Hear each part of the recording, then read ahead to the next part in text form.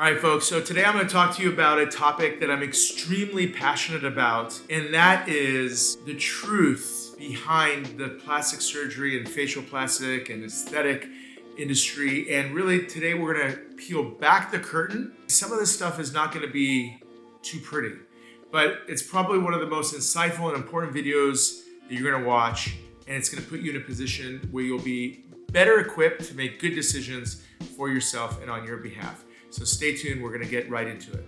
Hi everyone, I'm Dr. Amir Karam, board certified facial plastic surgeon and founder and creator of Karam MD Skin. I specialize in facial rejuvenation, which basically means I help people look as young as they feel. Today, we're gonna talk about a topic that honestly, I've been meaning to talk to you guys about for a very, very long time, because at the end of the day, this entire channel is about personal empowerment, education, helping you make good decisions, and you can't really have that until you understand what you are up against in terms of all the marketing and propaganda and everything else that surrounds you, which makes decision-making so challenging and difficult and makes understanding so challenging and difficult. And I've tried, as you know, through a number of different videos, and I think we've made a lot of great headway between our Karam MD Journal and our Instagram and all this stuff to basically educate and empower. Right now, I realize we need to just talk simply about the motivation behind some of the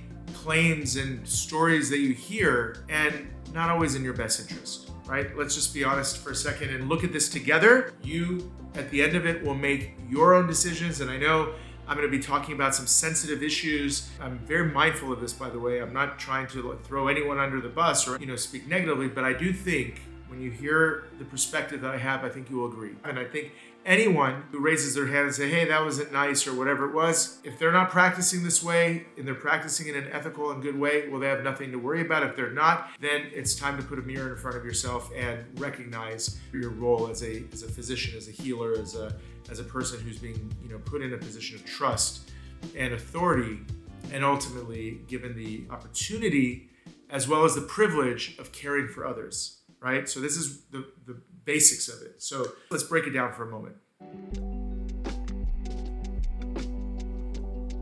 I'm just giving you my little personal background and let you know why I feel as strongly as I do about my profession. I was, like a knucklehead student all the way through high school and college, really not knowing what I wanted to do. Along the side, in the background of my entire life, my mom, who was diagnosed with a congenital heart condition that was deteriorating year after year after year, everything came to a head basically the first year or so I was in college.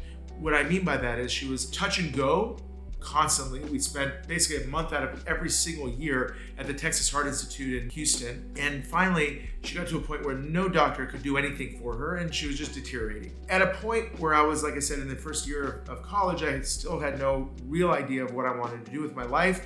Although I've always been fascinated with medicine, I really didn't think I was either smart enough or capable enough or whatever it was. I just didn't think that was something I could pursue, until the night when she literally, I'm not exaggerating, was probably hours from dying. Quite frankly, quite literally. Ashen, blue, can't get enough oxygen into her, etc. And that night, a heart transplant, after being on the wait list for over a year, came available for her. And I remember, very vividly, as she's being wheeled into the operating room, she goes in purple and dark and gray. She comes out 4 hours later with the most beautiful pink hue to her cheeks and bright blood flow, flush cheeks you could ever possibly. 4 hours later, right? She had a heart transplant. And in that moment, I remember I was a single child. I'm sitting there with my father, and I watched this, and I'm like, wow, medicine is amazing. Surgery is amazing. And I thought to myself, I had a little journal, and I still have this journal, and I wrote in there that this is what I want to do.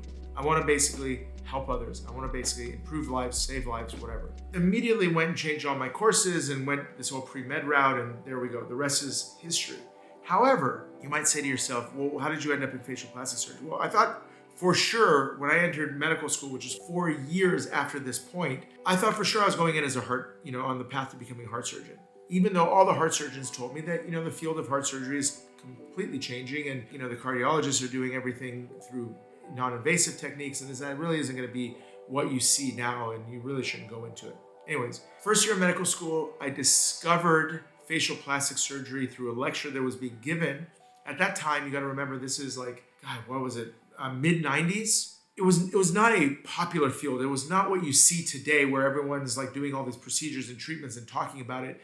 It was still very much like a fringe type of a profession. But the thing that I recognized about it that touched me was that people really care about their faces, really have a high level of value about their face, and that you can't get the face wrong when you're operating on it.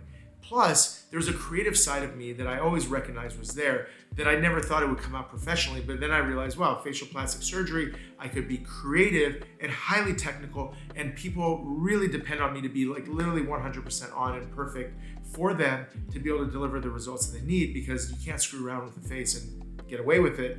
I like that extra pressure. It just felt like the right profession. So as I learned more about it, etc., it became more confirming, and that path set me forward. But why I share that story with you is the initial desire for me to go into medicine and go fundamentally into facial plastic surgery was born simply through the desire to want to help others and make the same impact that the doctors had made in my life and with my mom's condition. And I really wanted to be that type of a healer, that type of a doctor.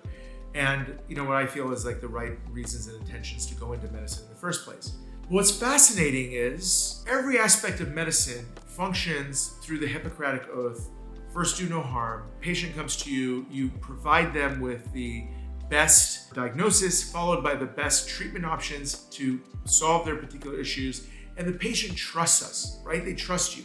They say, that as a doctor, as a dentist, or anyone in the healthcare professional, they're looking out for my best interest, which is a completely fair expectation and an appropriate expectation a patient should have of us.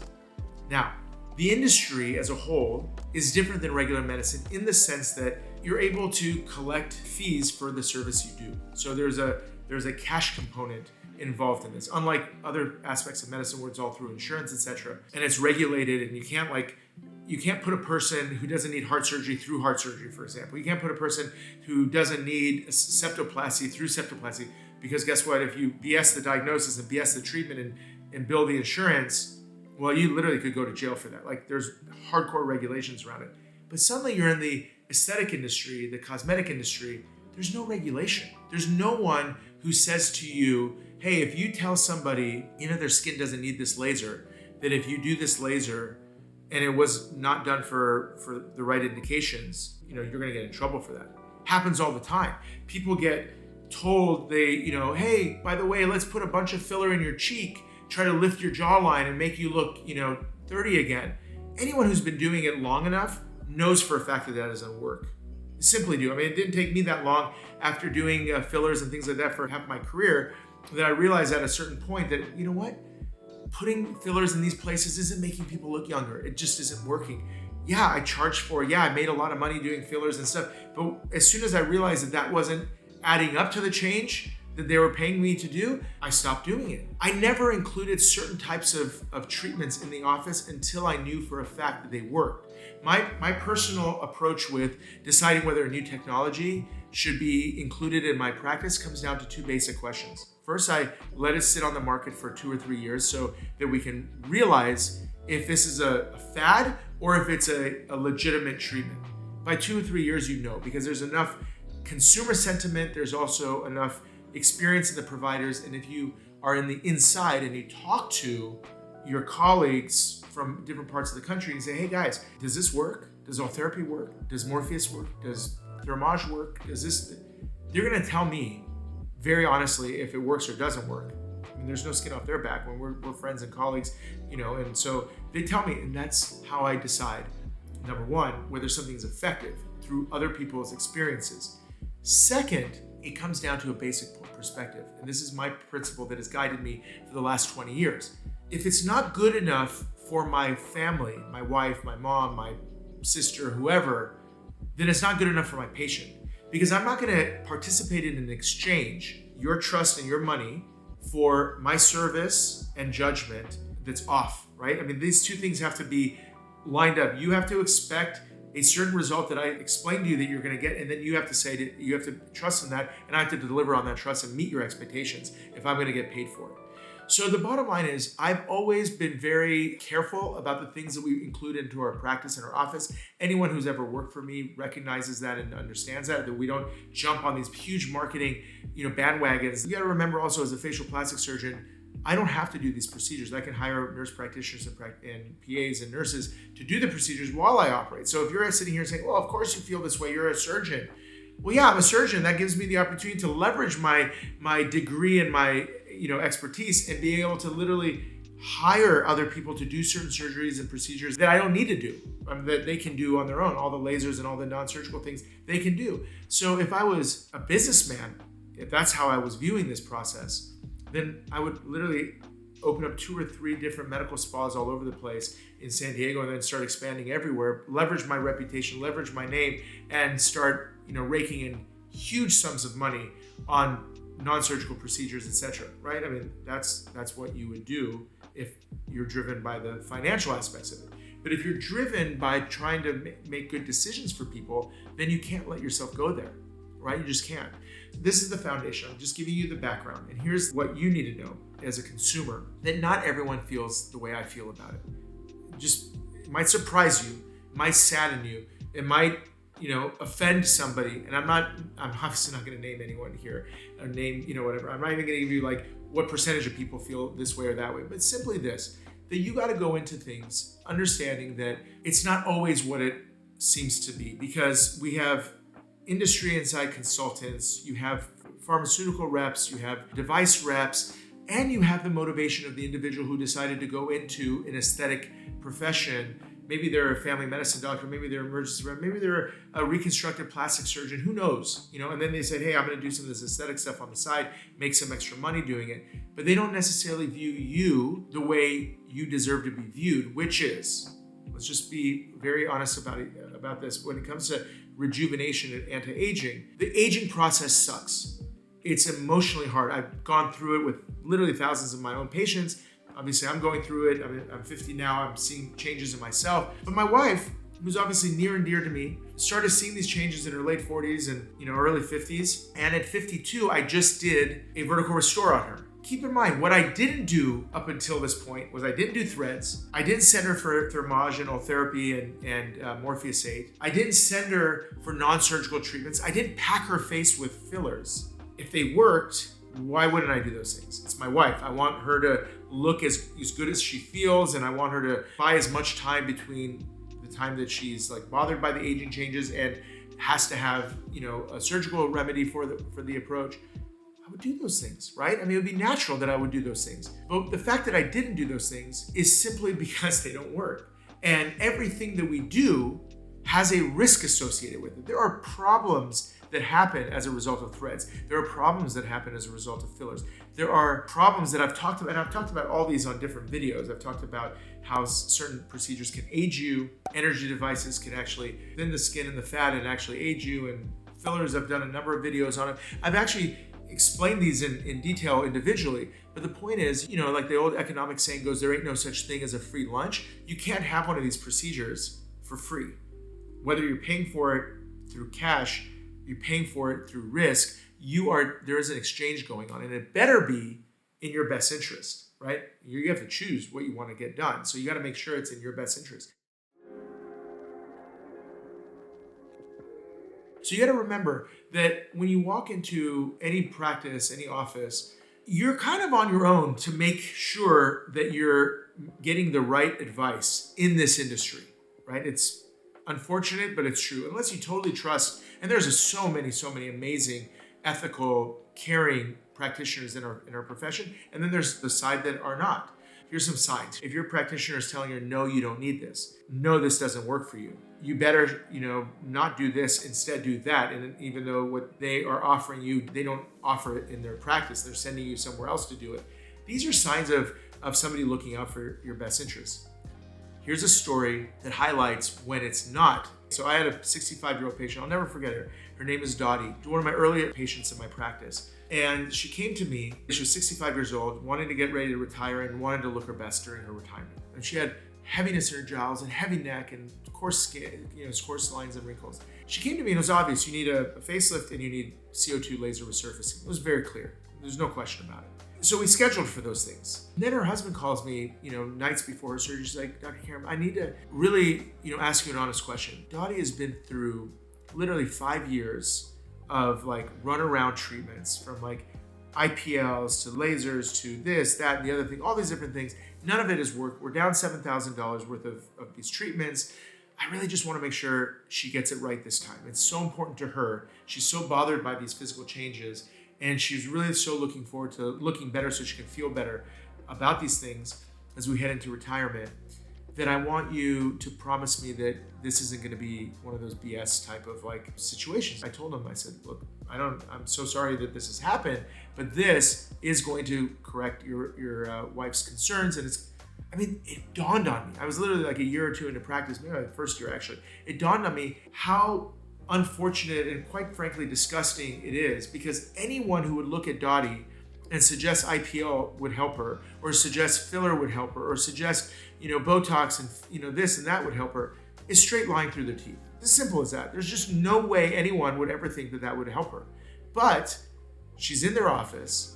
She wants a procedure. She's willing to pay for the procedure. And guess what? She's going to be offered a procedure.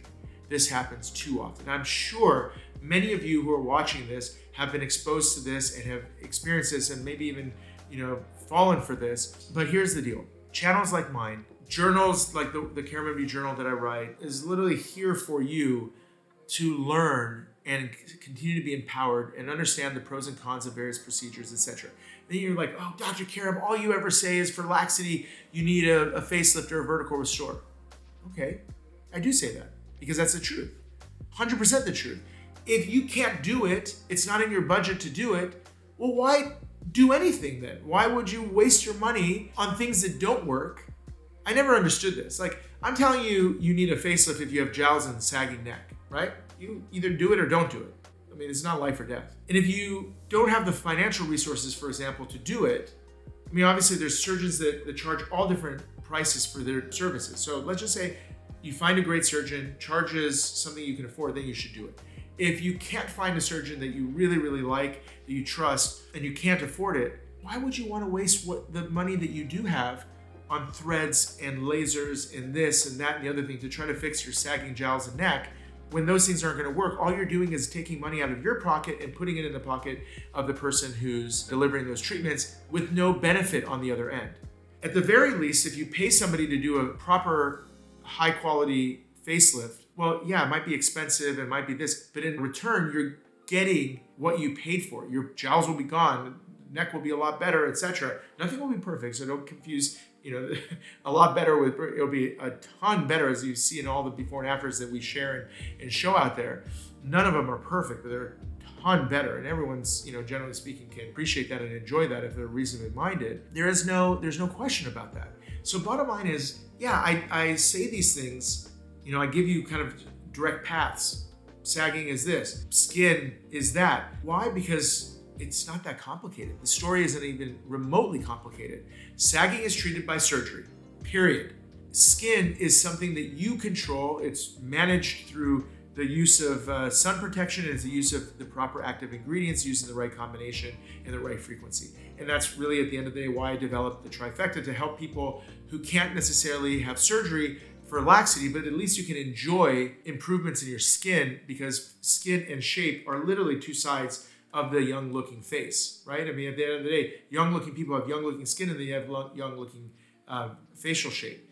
Shape is surgery, skin is treated with sun protection and skin care. It's that simple.